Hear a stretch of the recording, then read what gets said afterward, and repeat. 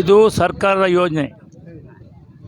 ಇಷ್ಟು ದಿವಸಗಳ ಕಾಲ ಇಲ್ಲಿ ಖಾಸಗಿ ಬಸ್ಗಳು ಓಡಾಡ್ತದ್ದು, ಹೊನ್ನಾಳಿ, ನ್ಯಾಮತಿ, ಶಿವಮೊಗ್ಗ. ಮುಂದೂ ಸಹ ಖಾಸಗಿ ಬಸ್ಗಳು ಇರ್ತವೆ.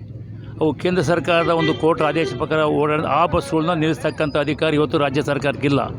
ಆದರೂ ಸಹ ನಮ್ಮ ಸರ್ಕಾರ ಉಚಿತವಾಗಿ, ವಿಶೇಷವಾಗಿ ಮಹಿಳೆಯರಿಗೆ ಬಸ್ಗಳನ್ನು ಬಿಡ್ತಕ್ಕಂಥ ಬಸ್ನಲ್ಲಿ ವ್ಯವಸ್ಥೆ ಮಾಡಿದ್ರಿಂದ ಚುನಾವಣೆ ಸಂದರ್ಭದಲ್ಲಿ ಬಂದಂಥ ಸಂದರ್ಭದಲ್ಲಿ ಎಲ್ಲ ಮತದಾರ ಬಂಧುಗಳು, ನಮ್ಮ ಕಾರ್ಯಕರ್ತರು ಸಹ ಇದು ನ್ಯಾಮತಿ ತಾಲೂಕು ಕೇಂದ್ರದಿಂದ ಇಲ್ಲಿ ಕರ್ನಾಟಕ ಸಾರಿಗೆ ಬಸ್ ನಿಗಮದ ಬಸ್ ಬರಬೇಕು ಅಂತಕ್ಕಂಥ ಬೇಡಿಕೆಯಿಂದ ಇವತ್ತು ಪ್ರಾಯೋಗಿಕವಾಗಿ ನಾವು 8 ಹೊನ್ನಾಳಿ ಬಿಟ್ಟು ಮಾದರಂಬಾವಿ ಮುಖಾಂತರ ನ್ಯಾಮತಿ ಸೂರನ್ಯ ಸೋಳಂಗ ಮೂಲಕ ಶಿವಮೊಗ್ಗ ಹೋಗ್ತಕ್ಕಂಥ ಮತ್ತು ಪುನಃ ಸಾಯಂಕಾಲ ಆ ಕಡೆ ಮಕ್ಕಳು ಶಾಲೆಯಿಂದ ಕಾಲೇಜುಗಳಿಂದ ವಾಪಸ್ ಬರ್ತಕ್ಕಂಥ ವ್ಯವಸ್ಥೆ ಪ್ರಾಯೋಗಿಕಕ್ಕೆ ಒಂದು ಬಸ್ ಬಿಡ್ತೀವಿ.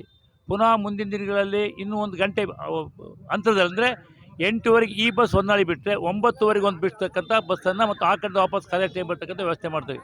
ಅದರ ಸಾಧಕ ಬಾಧಕ ನೋಡ್ಕೊಂಡು ಪುನಃ ಸಾರ್ವಜನಿಕರಿಗೆ ಅನುಕೂಲ ಆಗ್ತಕ್ಕಂಥ ರೀತಿಯಲ್ಲಿ ಇನ್ನೂ ಸಾರಿಗೆ ವ್ಯವಸ್ಥೆ ಬೇಕು ಅಂತಂದರೆ ಅದನ್ನು ಪರಿಗಣಿಸಿ ಬಿಡ್ತಕ್ಕಂಥ ವ್ಯವಸ್ಥೆಯನ್ನು ಈಗ ನಾವು ನಮ್ಮ ದಾವಣಗೆರೆ ಜಿಲ್ಲೆಯ KSR ಜಿಲ್ಲಾಧಿಕಾರಿ ಕಚೇರಿಯಲ್ಲಿ ನಾವು ಮೀಟಿಂಗ್ ಮಾಡಿ ತೀರ್ಮಾನ ಮಾಡಿದ್ದೇವೆ. ಅದೇ ರೀತಿ ನಮ್ಮ ತಾಲೂಕಿನಲ್ಲಿ ಈಗಾಗಲೇ 40 ಬಸ್ ಇದ್ದದ್ದು 57 ಬಸ್ಗಳು ಬಂದಿವೆ. ಒಟ್ಟು 17 ಬಸ್ಸುಗಳು ಹೆಚ್ಚಾಗಿ ನಮ್ಮ ತಾಲೂಕಿಗೆ ಬಂದಿವೆ.